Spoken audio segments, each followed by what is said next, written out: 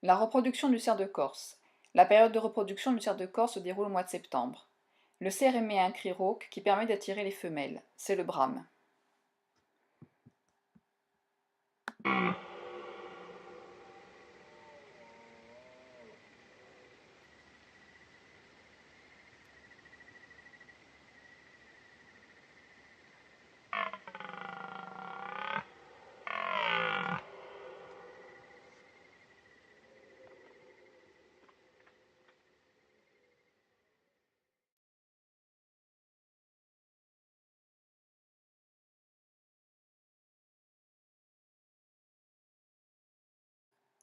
Lors de l'accouplement, le mâle dépose des millions de spermatozoïdes dans l'appareil génital de la femelle grâce à un organe copulateur, le pénis.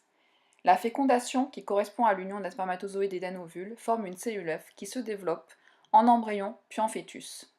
Au mois de mai, la femelle donne naissance à un petit appelé faon. La reproduction du mouflon de Corse. Il y a deux populations de mouflons en Corse, celle du massif du Cinto au nord et celle de Bavela au sud. Chez cette espèce, les mâles et les femelles se distinguent très facilement. Les mâles possèdent des cornes. Chez le cerf, il s'agissait de bois, qui sont des productions osseuses qui tombent et repoussent chaque année. Les mouflons s'accouplent au mois de novembre et de décembre. La reproduction se déroule comme chez le cerf. La fécondation a lieu à l'intérieur de l'organisme femelle. La cellule œuf issue de l'union des deux gamètes se développe ensuite en embryon puis en fœtus. La femelle donne naissance à un agneau au mois de mai.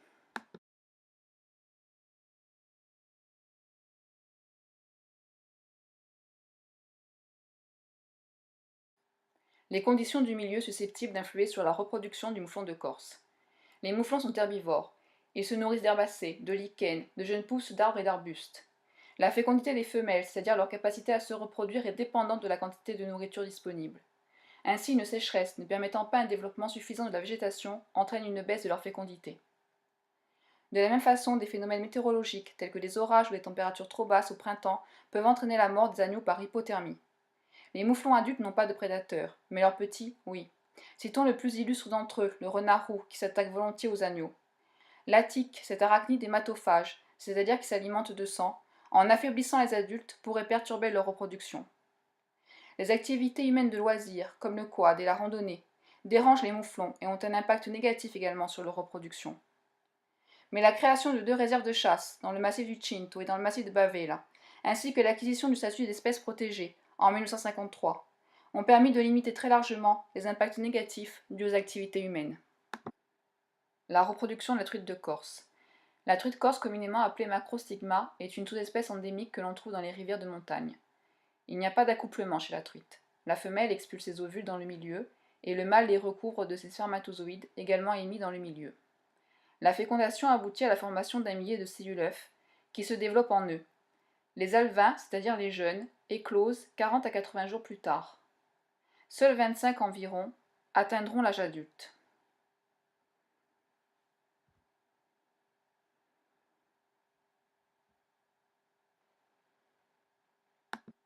Les conditions du milieu susceptibles d'influer sur la reproduction de la truite de Corse.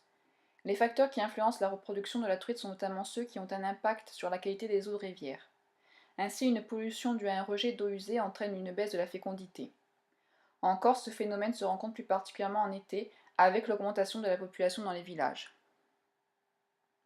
Les barrages et les centrales hydroélectriques ont également un impact négatif sur la reproduction, car ils modifient la qualité des eaux et entravent la circulation des truites. La truite est une espèce très exigeante en dioxygène. Vous savez que la quantité de dioxygène dissous dans l'eau dépend de la température de l'eau. Ainsi, plus une eau est chaude, et moins elle contient de dioxygène. La truite a besoin de 8,5 mg de dioxygène dissous par litre d'eau. Cela correspond à une température de 20 degrés. Les étés chauds où les températures restent élevées sur plusieurs jours comme cet été 2016, associés à une baisse du niveau de l'eau, peuvent entraîner dans certains cours d'eau la mort des truites. Les crues, en emportant les œufs, sont à l'origine de la baisse de reproduction de cette espèce. Enfin, citons les impacts négatifs dus au braconnage. Rappelons qu'en rivière, le nombre de prises est limité à 10 individus par pêcheur pour une taille supérieure à 18 cm. La reproduction du sanglier. La reproduction a lieu d'octobre à janvier. Elle se déroule comme chez le cerf et le mouflon.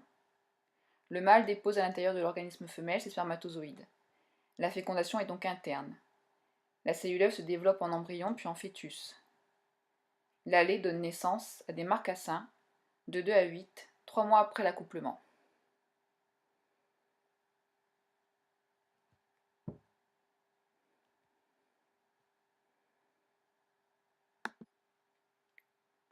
Les conditions du milieu susceptibles d'influer sur la reproduction du sanglier. Le sanglier est omnivore. La dynamique des populations de cette espèce est fortement liée à la disponibilité des ressources alimentaires dans le milieu. Elle est notamment dépendante de l'abondance des glands, le fruit du chêne. Ainsi, les années qui se caractérisent par une faible quantité de glands disponibles dans le milieu, le taux de reproduction est moins important que les années où cette ressource est davantage présente. Notons également qu'en plaine orientale, les sangliers causent des dégâts dans les champs cultivés. Cette nourriture supplémentaire permet donc une augmentation de la reproduction et donc du nombre d'individus. Afin de limiter le développement de cette espèce, les dates de fermeture de la chasse ont été repoussées ces dernières années. La reproduction du moustique tigre. Le moustique tigre vit environ 1 mois. Seule la femelle pique. Ce repas de sang lui permet de terminer la formation de ses œufs. Cette espèce est vectrice de graves maladies, comme la dengue, le chikungunya et Zika.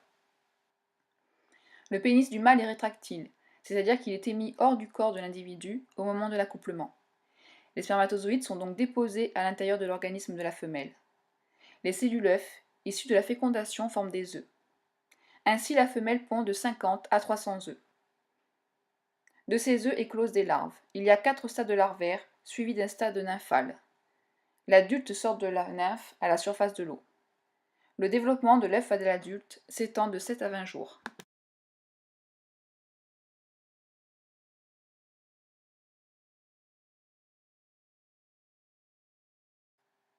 Les conditions du milieu susceptibles d'influer sur la reproduction du moustique tigre. La reproduction du moustique tigre nécessite la présence d'eau. Ainsi, tous les réceptacles artificiels favorisent la reproduction de cette espèce et contribuent à l'augmentation du nombre d'individus dans la population. La lutte contre ce moustique passe donc par l'élimination chez les particuliers de ces réceptacles.